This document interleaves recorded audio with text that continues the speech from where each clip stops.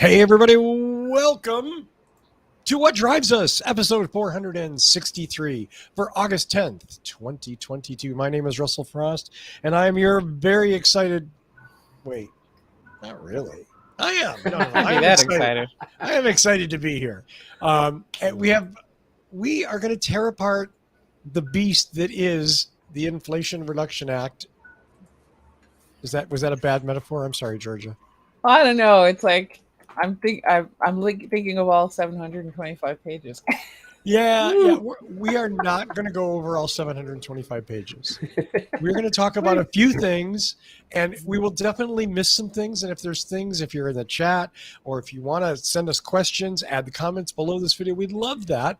Obviously, this is a huge bill, and we're going to talk about some aspects of it. And if there's other things you want to hear more on, let us know. Did you call him a moron? What?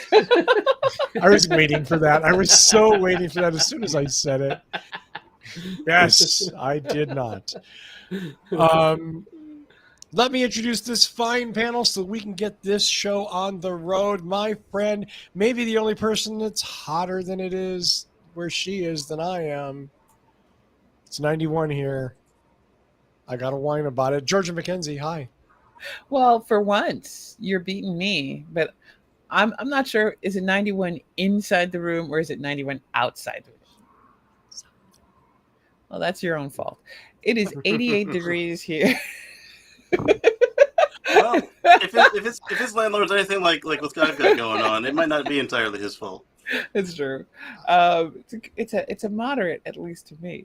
80 degrees inside my house, and I'm cool and chilling. So thank you guys for joining us, and we got a lot to cover, so I'm going to keep it short. Rolling back to you, Russell. Thank you so much. My friend in the Mid-Atlantic region, he is Mr. Supercharger, Casey Green. Everybody. So yeah, as I was saying, it's 5 degrees below whatever the ambient was before the rain started. So it's 73 out right now, and it's like 80 in here. I got a fan on. I'm jealous of you all. Well, my friend, we're undoubtedly... I have a fan down here at my feet, and it's blowing on a 2-liter bottle of frozen water. You need to do that. Why? Are your feet... Do your just feet to need get to some be cold air off? in the room. Just to get some cold air circulating. Maybe it should be up top, kind of blow down. And wreck this set? Are you kidding me? Yeah. I'm going to leave that one alone. Yeah, exactly. I would. My friend, it is undoubtedly beautiful, as it always is, in Boulder, Colorado. He's the owner and founder of Boulder Hybrids, Mr. Paul Guzik. Hey, glad to be back, and excuse the shades, but the sun is right in my eyes for a little bit longer. You know what, Paul? That's okay. I kind of like the look, too. You know, it adds a little color to the screen. It's good. Not Patrick's always colorful. Casey's wearing a chartreuse shirt today, so there we go. Well, speaking of, he is my friend from Mr. OEVA.org and cardswithcords.net, Mr. Patrick Connor. Hello out there in alt transportation world. Let's have some fun. Absolutely. And since this is the only show before this amazing event takes place, I want to wish my dear friend, pioneer in the electric vehicle community and all around awesome person, Chelsea Sexton, a happy early birthday. Happy birthday, Chels. I wish you were here. Yeah. Do you have applause, Casey? Oh my God. I love it. Do we have like the sad horns too? Why would you do that to a birthday though? No, well, you know what? Chelsea might be like that for her birthday. I know her. There we go. All the kids are happy about it. Hello to everybody in the chat room. I'm going to turn it over to Georgia, who is going... No. Whoa, and then Casey killed himself. No, he didn't. Hey. Just a joke. He's just gone. No, Georgia, you don't want to... You're just... I see. Welcome back, Casey. What are we doing? We're just trying to confuse you. Chat was broken for me, so I had to refresh it again. Okay. Georgia, take it away. Oh, boy. So, I don't know if you've been hiding under a rock or meditating in a cave, but something big happened just last week. we passed a very large bill in the Senate, and that is the Inflation Reduction Act. And you might be saying to yourself, what does this have to do with, cars?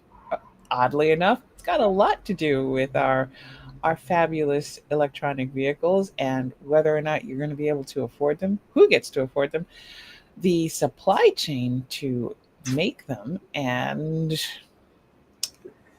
literally everything that we talk about here in sustainability. So let's roll into a deep dive of the bill, and let's hit something that I know we all are vastly interested in. I want to buy an EV. What about my credits? Can we use them? How do we use them? What's going to happen with that? So, first thing, pardon the headphones that are slithering down. There is a tax credit. Now, that would be available only to couples with incomes of $300,000 or less. And I believe a good portion of us fit into that. Single people with an income of $150,000 or less, hey, fits my budget right there. But there's a catch. They need to use materials that come from the North American supply chain, or they need to be built here in America. Now, Paul, sorry. I have like 27 different tabs open trying to keep track of all my notes. Is that all? It's like my written notes and my all the various sources.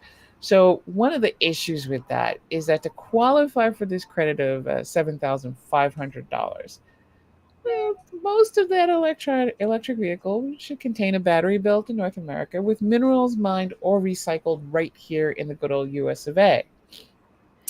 And if I remember correctly, just last week, we were talking about the issue with minerals, and that as more cars and their batteries are used here in the US, we will be able to reclaim those minerals, because the problem isn't that the minerals wear out, it's that the charge and the ability to hold a charge wears out, so we can refresh them and reuse them. So although manufacturers, auto industry people, there's a difference, are saying things like, oh, it's not going to benefit us that much, and we don't think it's all that good. Hold up. There's a ton of vehicles right now, and there's more of them. So this is a future growth plan. Now, the other thing is that requirement is going to become more and more important as the life of this bill ages, as more of those EVs grow up on the market. So they think that this is where industry people are definitely coming down and saying that they just don't see that there's going to be a lot of vehicles available on the market. But can we be honest here? Are we sure about exactly what it is they're going to say with regard to this? Because the truth is that we don't know what's going to happen in 4 or 5 or 10 or 15 years. Because I guarantee you, nobody would have thought, hey, we're in lockdown. Guess what's going to happen? All your cars are going to go flying off the lot to the point where availability was so far down that used EVs were getting high prices. So, grain of salt. Go anywhere. Let's sell all the cars. Yeah, it's like go anywhere. We can't go anywhere. Black Swan event for sure, and that is the truth. So, the thing is for it to qualify for the full credit, 40% of the metals must come from North America, and that's what's used in the vehicle's batteries. 2027, the threshold hits 80%. But that doesn't mean you're out of the running just because it has to hit this threshold. If the metal requirement isn't met, you get half the tax credit, $37.50. The funny thing is that the funny thing about that is that a lot of these tax credits are no longer at the back end. So it's no longer you buy it, you file taxes, and then you get it. Now you will be able to use it up front with the car purchase. And somewhere in this sea of tabs, is that little detail of information. But double check before you buy. Always do that, no matter where it is you find that information from. So there's also a $4,000 credit for new buyers of used EVs. So there you go. One of the things we've also talked about here a lot is getting people who can't afford the higher end, fresh off the manufacturer's floor EVs that are costing us $50, $60, $70,000, but are looking in the used market, and they normally don't get any assistance with that used car purchase. Well, here you go, $4,000 to help you buy that used EV. So on the off chance that Paul ever has anything on his lot, Oh, I thought he had something on the lot. I was like, that's right. We got to help. He had that Highlander hybrid last week. Yeah, It's probably gone. it's gone. it's already gone. It's Oh, God, it lasted like 3 days. Wow. Yeah, I can't believe it lasted that long. Really? So, can I ask a question here, Georgia? Yes, go for Okay. it. Part of this bill is it says specifically about locally sourced battery components, locally sourced minerals, right? Yeah. Is that a good thing? That's the thing is that some people say it's not. I personally, but my focus is largely that locally sourced is better in a holistic view of the economy. This does not necessarily mean this is great for cars, for EVs themselves and making more of them, which I fully admit. To me, locally sourced is better because we reuse what we have here. It employs people here in the US and it's an economic boon. But that's where I'm looking at it from. Go on, Casey, because you have more on it. Also, Yes. from an ecological standpoint, you're not shipping the heaviest part of the car all over the world. And you also don't end up in a situation like Russia and China and a lot of these other boycotted, embargoed nations are finding themselves in. They can't run what they need to run because they can't make it at home. Now, that's not to say that we are any better off, because if we do it today, nobody's building our stuff. But if we were to bring it all back home like this thing is talking about, then we won't be caught up in the field with our pants down should something bad go happen. And that's the truth. Right now, there's really no significant domestic battery manufacturing. Like there might be assembly in the U.S., but the raw materials come from other countries. That's true. I think that's why, though, we do have both the specification of materials and the specification of assembly to get that, because right now we are not at the materials point. Give that some time. The hope is that we will have the materials in a future point to make both of those applicable. Yeah, I think Redwood and competitors are about to make themselves some money. That's the thing. Mhm. It gives a green light to battery manufacturers or recyclers here in the U.S. to say, go forth and conquer. One of the salient points that we can think about, some people have complained on the right, and yes, I understand that when you're talking about conservatives complaining about costs and EVs, it's a massive grain of salt, really large boulder-sized grain. But to a certain extent, battery costs are very prohibitive if that's all you're looking at. So we want to get those batteries recycled. We want to bring those battery costs down. Go on ahead, Casey. I know what would make them happy is if we make our tanks and troop carriers out of EVs, then they will stop complaining. Oh, they will never stop complaining. You are adorable. You are just adorable. They will stop complaining on that subject. No, they will never stop complaining on that subject. They will talk about woke tanks. That's all you're going to say. Woke tanks, you're right. I guess, woke tanks while counting all their money going back to the bank. Right. In one sense, it's certainly more ecologically minded to locally source things, as they do with like LEED certifications on buildings, where materials have to come from local sources. It has a certain amount has to be recycled materials or upcycled materials. That's wonderful. But let's be clear, what we're doing is saying we're going to be mining stuff here in the U.S., and that's going to happen on on U.S. land. Maybe your backyard, maybe your park. Not in my backyard. He just had to come back to say that. NIMBYism.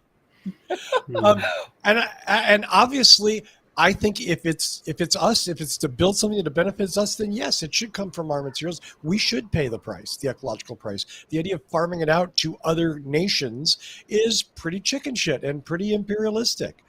Yes.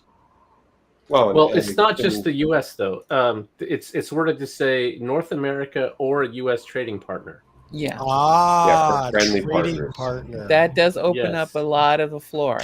Mm-hmm. So for example, if Gigafactory Berlin starts ethically making batteries, we could buy from them, and that's okay. But China and Russia batteries are not okay. Yeah, Correct. this is definitely crafted to affect dependence on Chinese imports. And considering the issues with Nancy Pelosi's little trip to Taiwan, it's probably a pretty good idea to reduce our dependence. I don't know about you, but there's been a lot of geopolitical, shall we say, testiness happening with some of the people that we've traded with for key things like oil and, in this case, rare minerals. So this bill has definitely got a strong target on reducing dependence on China. Yo, Casey. You've also got chips. Chips come from Taiwan for the most part, and so you don't want to make an enemy of them either. But man, it makes stuff hard. It makes it. This is a delicate dance, and I'm glad I don't have to thread it because I don't have the tact and restraint to deal with bullshit. So this is definitely not for me. I mean, they're trying to bring back domestic chip production, but it's going to take a few years. It's going to take years, like at least 6 years to start with today's tech. And it's kind of, China gets in and gets pissy about Taiwan and cuts off the supply. The whole world's screwed. Oh yeah. Including them, but yeah, everybody.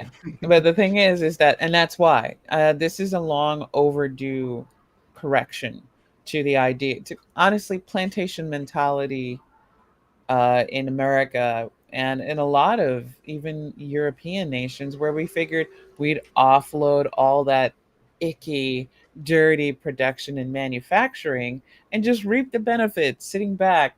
I get sipping a cool drink and we're all going to be the ruling class. And it's like, that's a very dumb idea. And if we could go back in time and kind of knock the person upside the head who came up with that, it would probably be a very good thing. But we can't.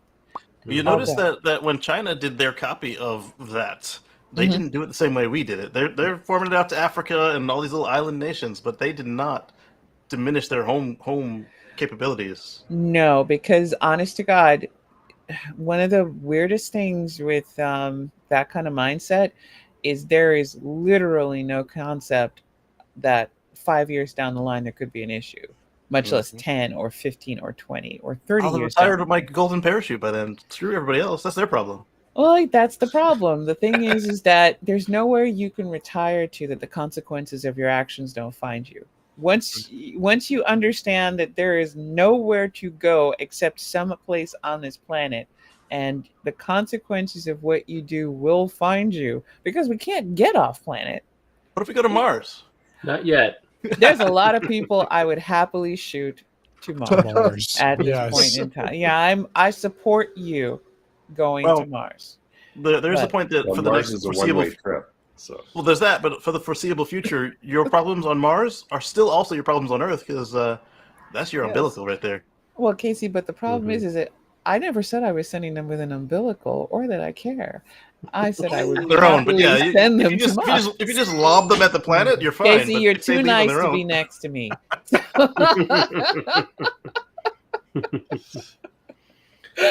Oh, there we go. Shut it down. There we go. Thank you, Casey. So a couple points on this. Georgia, you mentioned the fact that you no longer have to wait until you file your taxes to do this. Yeah. That is a great addition that this has needed for a long time. It meant that only people that could afford to be out of pocket $7,500 for however many months it took to get your tax return could afford to do it.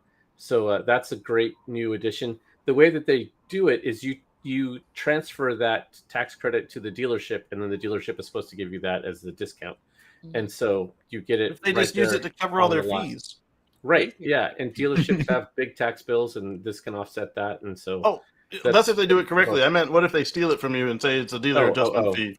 Well, we right. hope Yeah. not. We So hope you had a better definitely deal. shop around and find an ethical dealer that's not hosing you like that. Yeah, that's a good one.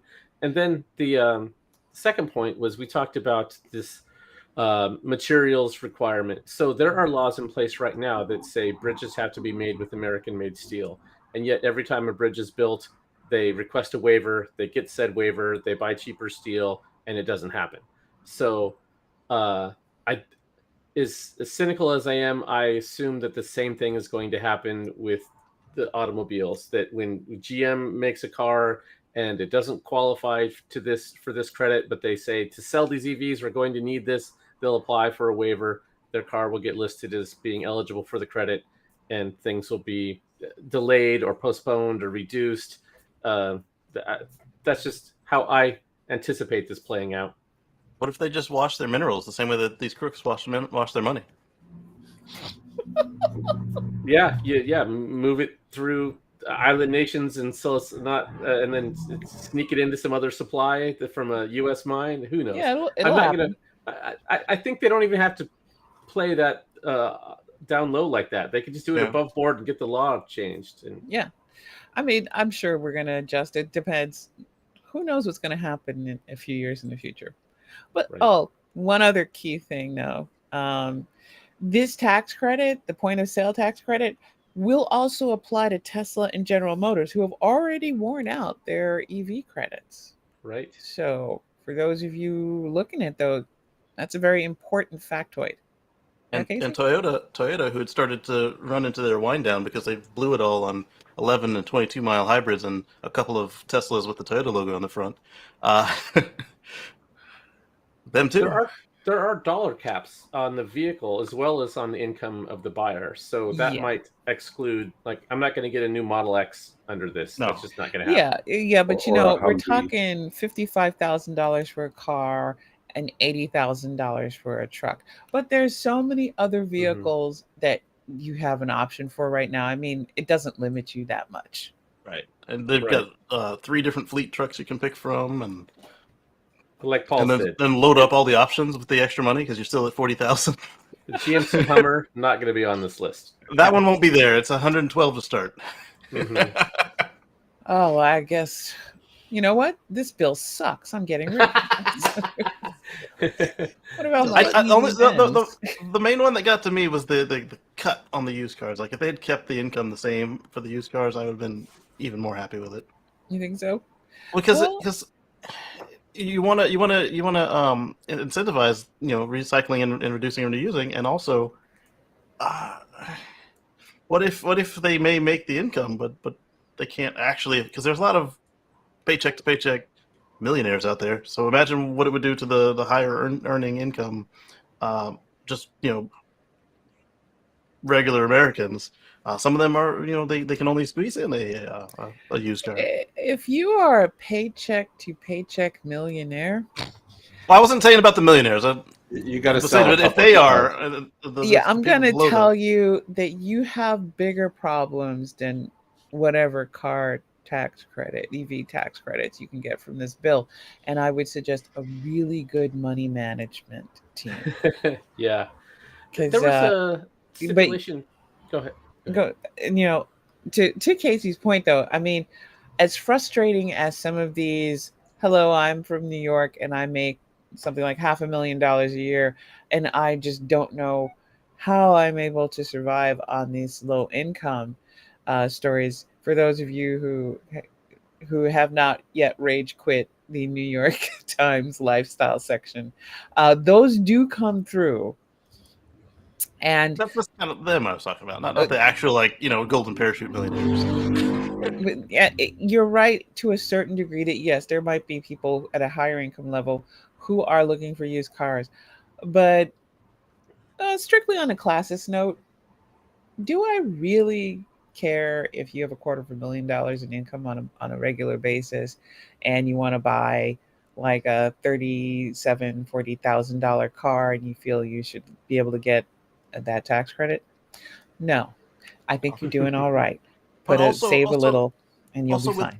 with the used car credit, it could be a little higher, like because if the people are already hurting, they shouldn't have to get a old cast off EV. They should be able to get a 1 or 2 year old used EV, sure. not one that's about to have a battery replacement, because I think they we've should seen have some matched, of the bills on those battery replacements. Yeah, I think they should have matched the 7,500. I really do, but not to nitpick anybody's criticisms of the bill. To me, there's often a huge gap between what I think should have happened and what can actually pass the chamber. And at this point, let's just get something through the chamber. And yay, thankfully, like a diabetes medicine cap that used to cost $1 a shot, and now it's not. It's not, and it will continue to not be. Yeah, I mean, the thing is, it's what you can get through a team of 50 different egos, not people, just giant walking egos. Big old brass ones knocking together. That's all. We're talking about the used EV credit. My understanding is that any vehicle can only get that one time. Yes. Right. Did they clarify if that's one time on the used credit or one time of any credit? Because I thought it was one time on the used credit. I think it's the used credit. That's how I interpreted it. So if somebody bought it new and got the credit, then they sell it, and that second owner is able to get the used credit. Now the third owner, they get nothing. It's not going to get nothing. So, but that's any the thing. car that's on the lot, you have to know, has the credit been used for that one or not? Patrick, I've got a business idea for you. You need to start up a website that tracks. VIN tracker. Yes. Hey, somebody's going to make some money with that. To me, though, and then sell it to the accident checkers. The bigger issue that I would be curious about is, does that affect private sales? Oh, interesting. Because to me, if you have to go to a used car lot to buy your EV to get that credit, it cuts out people who might want to sell privately, because maybe they want to sell to somebody for less than a dealer price because they can afford to sell it. I don't need to get $30,000 for my Tesla 3. So I'm willing to sell it to my friend for 25 and take that credit. Or it's like a first time kid buyer and they just happen to have a family friend. I'll sign it over to you for this. But from the version of it that I read, both the new and used have to come from a registered dealer. Yeah. So otherwise there will be shenanigans. Oh, I bought it and now I'm going to sell it to my wife and we'll get it. But if your wife files jointly with you, then if your wife files jointly with you, you're the same person. So you can't sell your car to a used dealership and then buy it back. Yeah, your cousin buys it. Yeah, I mean, right. Yeah. The problem is humans are always going to look for an angle, the loophole, game the system. This will be gamed. The question is how badly. How badly will they do it? I mean, will that outweigh the good? Right. But I think overall that's a pretty good thing, because we were talking about how Tesla had run out and GM had run out of EV credits and getting people to buy. Nissan didn't. And this pretty much resolved a number of these issues that were coming up with buying cars, with buying new EVs. With the supply chain issues for batteries and stuff like that, we're going to see if that bears fruit in the future. It's not going to bear fruit right now. It's not a direct thing, but this right here is a direct thing that will pay off for people in the right now. Yeah. If we have a car anywhere on a lot. Well, I mean, for 2023, there's no restriction on this. That doesn't start until 2024. So if this went into effect for next year you can buy regardless of where the batteries were made. Yep. And we've been through crunches like this mineral crunch before. And then people say, well, what are you going to charge it? We've been through a grid crunch before. Texas is doing it again. But everybody else, when we first rolled out air conditioners, we rapidly built up our infrastructure and its robustness. Yep. And then obviously I know in California they can't be bothered to maintain it, so they light the state on fire. But again, that's not saying that we couldn't have done it. We just didn't stick with it. And I want to, as awesome as talking about cars, I want to touch also on the fact that this does work for green energy projects at your home too. Mm-hmm. So awesome. We've got investments for that. So we are talking consumer rebates on installation of more efficient heat pumps and water heaters, up to as much as $14,000 in rebates. Wow. There's also installation of home solar panels eligible for a 30% credit until 2032.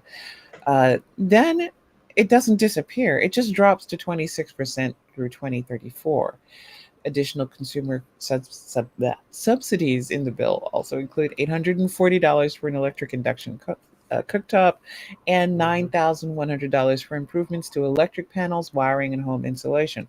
So that last one is very important there, because a lot of the things you just mentioned, induction cooktops, solar, EV charging in your garage, whatever, a lot of those are going to require upgrades to your home wiring, circuit breaker, whatever, and that can be a couple $1,000 for an electrician to do that work. And in the case, not to pull from your bad situation over the Russell sweltering in your studio, but if that was your house and you wanted to add more insulation because the weather due to climate change is changing, had 4 bottles of frozen Sprite. He's just going to do that. But if you were going to add more insulation to prevent the heat leakage and try to keep it cool on the interior, you would, of course, have that tax credit available for that. But you don't, so you're just going to have to be sweating it out. On top of that, we're also doing more to invest into finding new fuels and clean energy tech and infrastructure. So we've got 27 billion for for what they call clean energy and sustainability accelerator. So this is public money, and it's going to help us try to find different ways to invest in clean energy, to develop that infrastructure with projects here at home, and hopefully, just like how some of us have solar panels and are shipping that energy back into the grid. Yeah, I'm looking at you, Patrick. Hopefully at that point, America will start being such a reservoir of green energy. We'll be shipping out clean energy back to other countries. And that's part of that whole national security mixed in with sustainability and energy independence. So the total amount, 27 billion, the amount that they've actually been put into that, it's 100 billion, and 100 billion in public funds to hopefully create as much as 884 billion in total investment over 10 years into projects that support clean energy and reduce emission. So although I know that for those of you here who have watched this channel for a while, this means we're going to hear about fusion, aren't we? I wonder. I think that means next year I'll be ripping out that gas furnace, putting in the heat pump, and then an induction cooktop in the kitchen. It might be a great. I mean, honestly, if you are planning any renovations, I would get a look, see at what you can replace right now with a plan to how you're gonna pay for it, what you're gonna put in there, and then see what kind of rebating you can get, because this sounds like you have a great opportunity to take an older home or even a not so old home, but with just maybe earlier versions of technology, and replace it with something more sustainable, cleaner, uses less energy, and greener, and get that money back into your wallet because you got the funds now. I wonder what they'd say if my natural gas neighborhood had a house suddenly disconnect from the gas grid.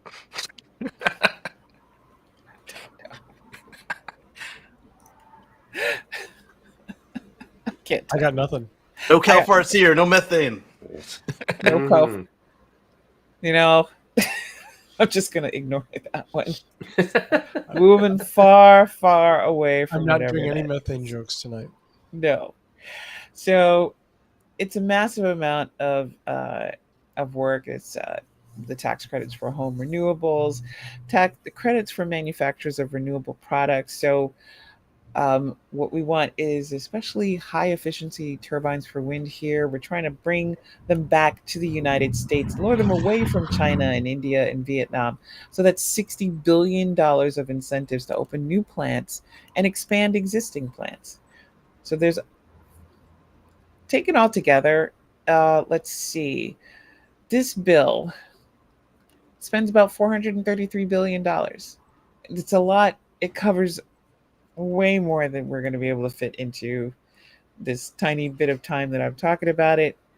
But overall, it's a pretty good win for sustainability, for alternative fuels. It's a great win for consumers, especially. I mean, you want an EV? Save your money. Wait for all the tax credits to be present in the system. Let them get everything ironed out, and go on ahead and buy it. Your house needs renovation. Figure out what you need to do. Get prepared to do it. Honestly, if you are in the field of alternative energies, hang on. This means that companies are going to be investing in it. This is a very, very critical bill, and that is why they are predicting that they're going to at least double the investment that the U.S. makes. And frankly, I'm actually thrilled that most of the stuff I've read has used the language of investing as opposed to expense, because one of the biggest issues we have with government is most of the time when people talk about government spending, they see it as the government spending money and not getting anything with it. Government should not be making money. Government is not about making money. It is not a business. It's not an enterprise. What it is an investment that a group of people came together to make to have a stable society, and one that allows everyone to have enough peace and prosperity and safety. Well, peace and safety to have prosperity. It requires all that. And this has been properly languaged in just about everything I've read about it, in a way that says this is an investment for the future, and not just talking about it as an expense that it's spending. So I'm actually pretty happy about that, and it makes it a very positive development. So there's a ton more in there. If you're interested in it, go on ahead and read some of the links that are included with the show notes, and you read the summaries. You don't want to read a 725-page bill. I can't do it. Do you notice anything for heavy EVs for industry? I saw something about electric semis, and then I could never find the article again. Oh, there's supposed to be. I thought there was a $40,000 incentive. Oh, wow. That's significant. Because there's a tax summary. Oh, man. Whoops. Okay. Yeah, but that was before they started hacking at it. So yeah, unfortunately, the minute it gets into committee, and that whole nobody should really ever watch legislation become a law, because it's frustrating. But the minute they started changing that, all my links I think are old, because they haven't updated it to exactly what everybody is doing. But yes, there is a $40,000 credit for heavy vehicles. Nice. So the next step is has it already gone through the House, or that's the next step? The next step is to the House, but pretty satisfied that it's just going to be a Nancy smash and grab, basically signed and done. Because then they get over to the desk. That's it. Because cool. There's they know that. Okay, I know the Manchin gets a lot of smoke. I personally, I say unkind things about him in cinema, but a lot of people do. I will grant a couple of things. The initial version of this, he did say, "This is where I'm at, and this is what I'm willing to vote for." And the thing is that what happened with BBB is that it got to the House, and people were like, "Oh yeah, but sure, let's just add more stuff." And I'm just like, here's the problem. He's a grumpy old man. It would be great if we recognize that the House strictly majority rule. You get your votes, and whoop, it's passed. The Senate, the world's greatest non-deliberative body. It's 100 people. It's 200 different opinions, and you need 60 of them to agree to at least get things on the floor and approved to be voted for. And then you need the 60 because of that dumbass rule. So every time they tell you that the Dems have a majority, and if that majority is not 60 to 61, we don't have a freaking majority. Jack. Yeah, we don't mean jack. We do not have a majority. They got a 50-50 majority with a tiebreaker. That's not a majority. That's a tie. Actually, you know what's funny? We actually have a 48-50. Right, because Sanders and the other one. Yeah, exactly. Yeah, there's two independents that caucus with the Dems, and they're always thrown in there and counted as Dems. And it's like, no, they are independents. So we have a 50-50 split, really a 48-50. 48-50 majority.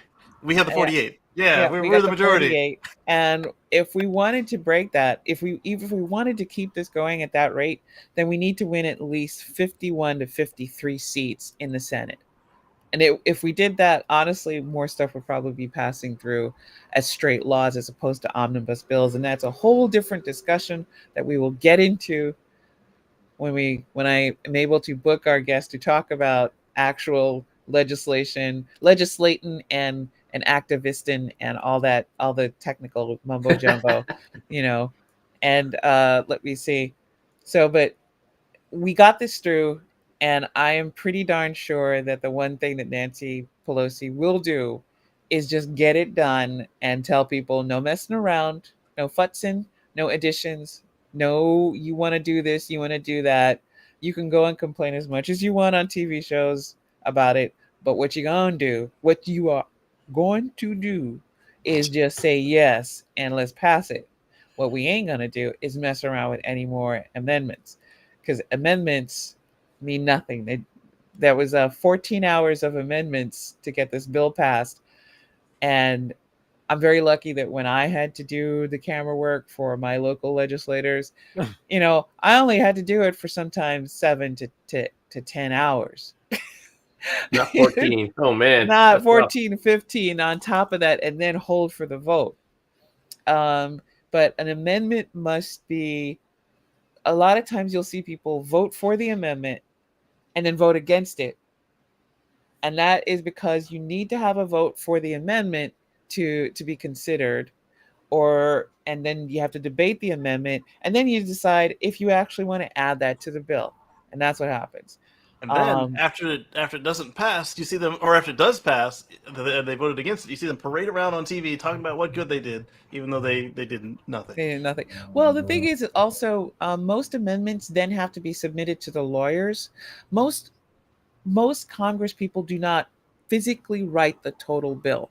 There is a whole cadre of government lawyers whose specialty is government, who have to then take what they say. Let's see, I wrote like a beginning basic law a few years back on deep drilling, because I felt that there needed to be some kind of structured law. And I thought, what would I like to see? And some of the things I put in there, I know that then I would hand that over. So if I was a legislator and I got it to something, I would hand that over to my team of legal specialists, and then they would write it based on the statutes and law, and that takes forever. So that's why we don't even have an updated version of most of this bill's text that actually passed the Senate, because somebody is drafting all this stuff and making sure that they get all the changes and putting it all together, and then that will go to the House, and then they vote on that, and whatever they do there, if they're not deeming and passing, not that I've heard yet, although they could be. Deem and pass just basically means to pass the House, pass the Senate with some adjustments, and Pelosi basically says, hey, do what you're going to do. We're going to say it's passed just to get this done. That's what we did with the ACA. So we should hear the final signing should happen, if not this weekend, next week. Thoughts, questions, issues? When do the EV credits actually take effect? Is it like if they sign it, can you go and buy a car next week, or do you have to wait? I would say you have to wait. They don't really mention a kick-in date, but on the preview one that I read, it was for cars sold for next year, so you had to wait until January 1st. And if you had a car on order that didn't drop until next year, that didn't count. That one was still on this year's version. Oh, that's lame. It did. It's lame. If you take delivery next year, that's the car from next year. Well, but you bought it this year, and you bought it before that. There's no retroactivity unless they specifically state there's retroactivity. Yeah, but some cars you can't take delivery this year. Yeah, right? You have to order this year. You have to order this. So you gotta hope that a pre-order or a hand raiser or whatever reservation doesn't count as an actual order until you sign the bill of sale. Right. That might count. That might count. Mm-hmm. But I mean, hey, one of the things that could happen in the house is they could say, we should do that. We should do a retroactivity so that if you order it now, based on this bill coming to term, they don't tank the car market. Yeah, but more than likely they won't, because literally it's too contentious. It's too much contention. And you know the way how we all felt about George Lucas going back and messing with the Star Wars original trilogy and the tinkering and all that kind of stuff. You do not want to put 100 egos back in charge of a hard-to-pass, hard-fought, months-long bill and give them an opportunity to tinker, or we will have yet another 14 to 15 hours of, well, honestly, amendment grandstanding. So there you go, people. But I have great faith in Ms. Pelosi, well, Speaker Pelosi, to get this done and just have it done, because this is a massive priority, and especially the Medicaid issues that are covered in there. We didn't get the across the board insulin price cap, but that is actually still in the Medicaid portion of the bill. So that's good. And help for minors with black lung. I mean, there's things in there. There's more in it. It's an omnibus bill because we can't pass individual bills easily anymore. And that's one of the negatives of omnibus bills, is that it's a massive thing and they pull everything into it, and then it's figuring out whether or not it's all going to pass the parliamentarian, and the parliamentarian is sitting there going, everybody's going to hate me because I said you can't put that in the bill, but she's just following the rules, man. And then she'll be overruled or not. But in this case, with the Medicaid, with the price caps on insulin that was non-Medicaid, she was overruled, but it still failed because we had a majority of 53 voting for it. And what do you know? We didn't meet the 60. So it didn't get in the bill again. Oh, well. But hopefully individual bills next year. Maybe. But any more questions? Any more thoughts? Because there's a lot in here. Wasn't me. No, I mean, it's. It sounds all exciting. I hope it becomes real. That's the thing. Cool. Nothing's real until it's signed. That's my warning. Assuming everything goes through, again, there's going to be a lot of talk, a lot of, hey, I'm going to get political. A lot of pretend leftists are going to scream that their favorite thing isn't in here, or it's not in here strong enough, or it's not.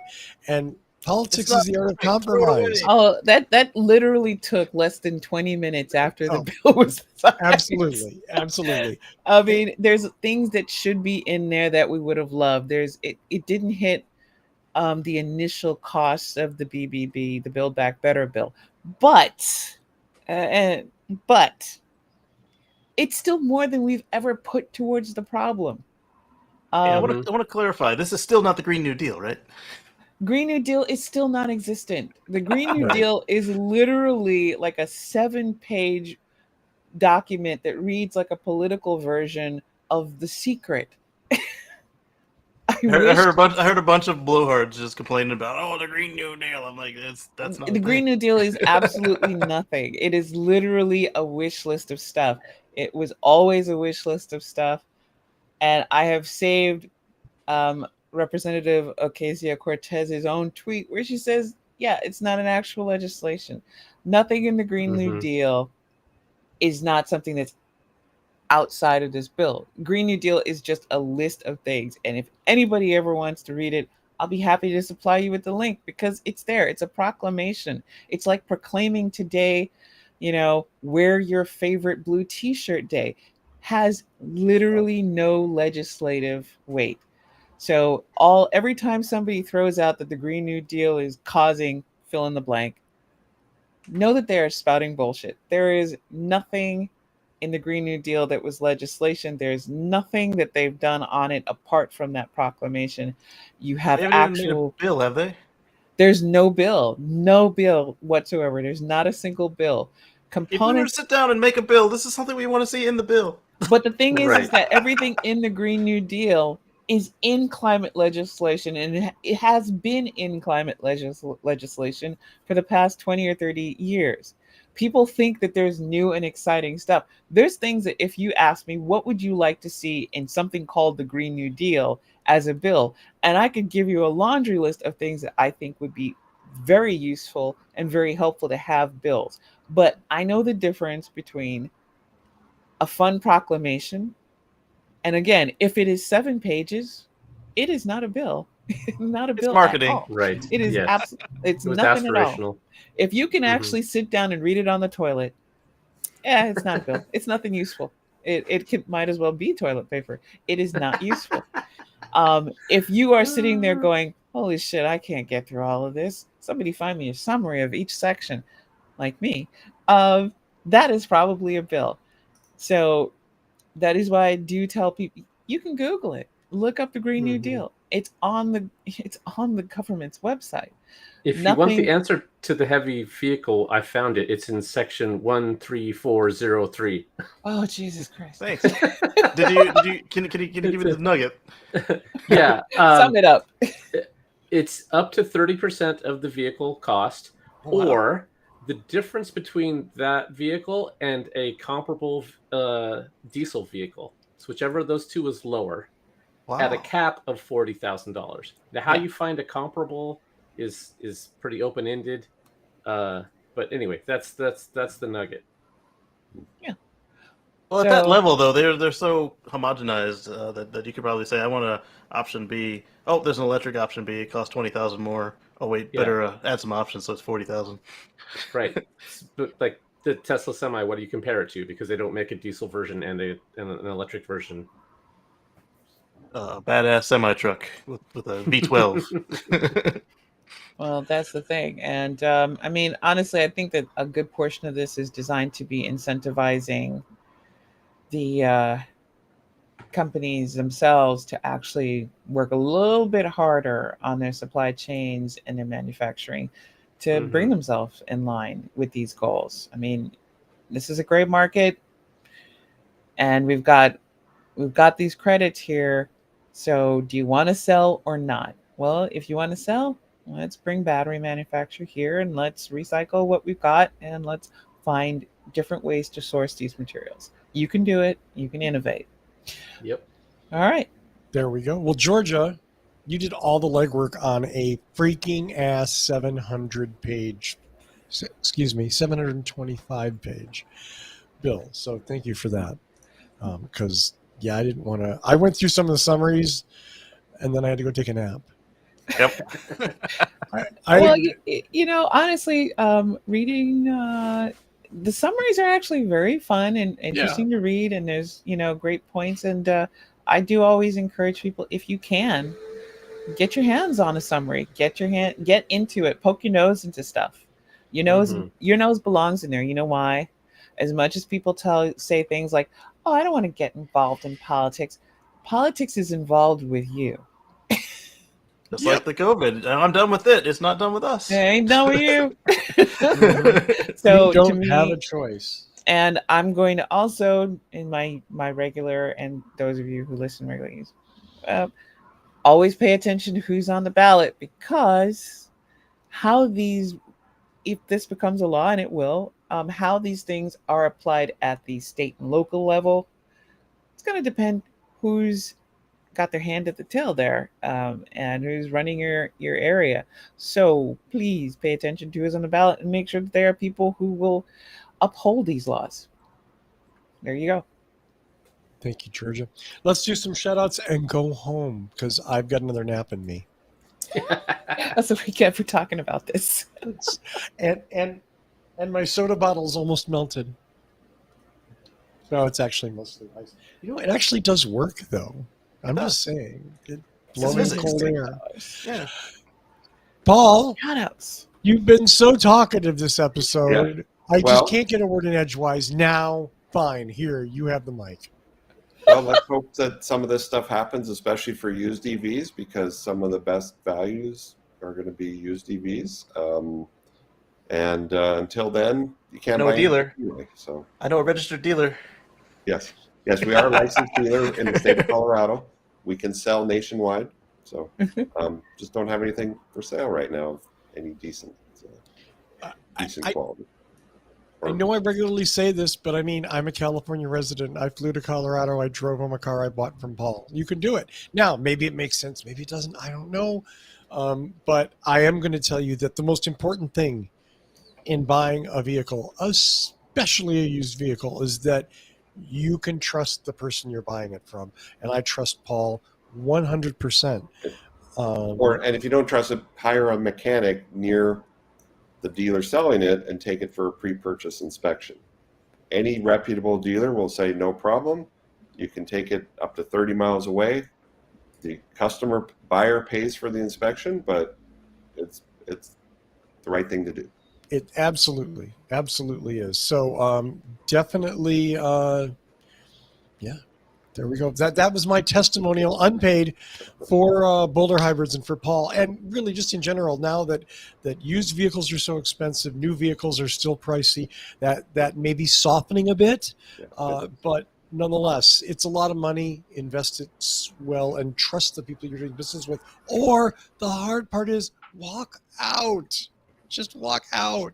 Don't be bulldozed in doing something that you're not literally 100% comfortable with. And sometimes go with your gut. If your gut's telling you don't do it, don't do it. Yeah. Mm-hmm. Yeah, I mean, a reputable dealer is important.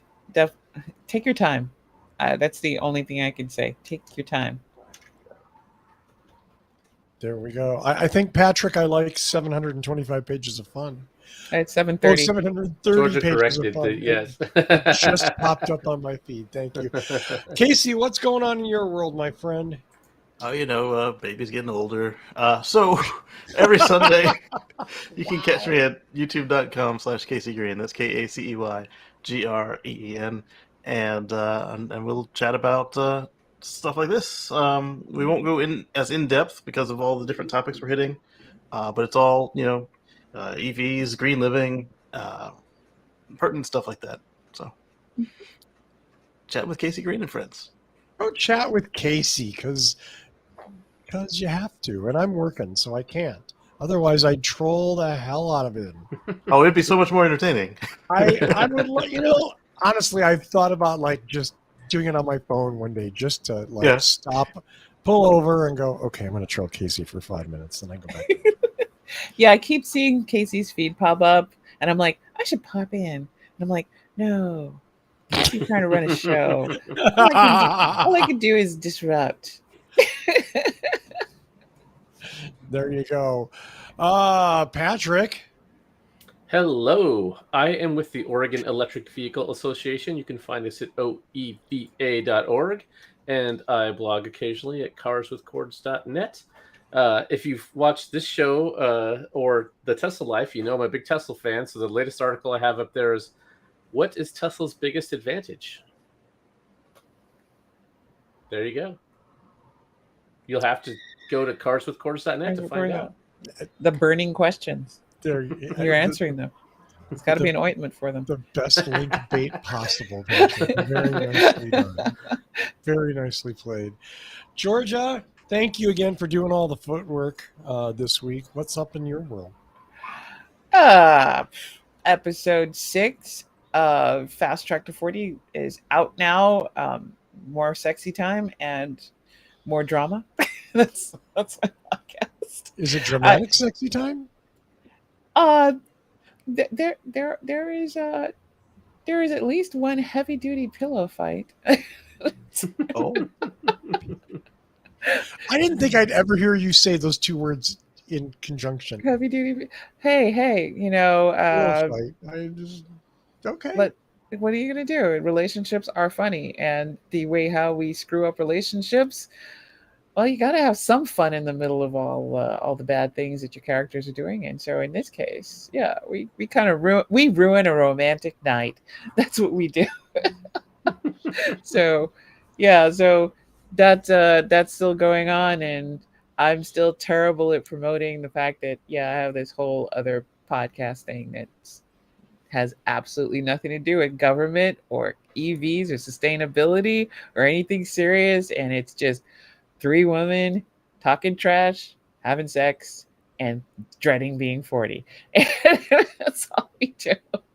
So Fast Track is back out, and I'm looking forward to the fall. I got tomatoes growing, and everything's all pretty calm and copacetic with the world. Yay! Well, thank you so much for that. As always, I want to thank Michael Mannering for his amazing theme music. Visit him at manthing.com. I want to thank everybody in the chat. Derek, Bruce, JT. Did I not see some idiot named Casey? Some idiot named What Drives Us. Oh, June was in there. Hey, June. Hopefully I didn't miss anybody else. But thanks for being in the chat while we're there. We appreciate it. Thanks to all of you for watching and or listening. You are the reason we do this show. So thanks so much. Did I say thank you to Paul, to Casey, to Patrick, and to Georgia? You said thank you. I'm pointing at them on the screen. Hey, the ice cream truck is here. All right. That is timing, folks. Until next week. Important things. Find out what drives us. Oh, there we go. What the heck? Wait, that's not Tesla. Stay positive. Test negative. Oh, he's taking over. He's taken. We've been. My fingers slipped. The buttons are next to each other. Have a good night, everybody. See ya. Night.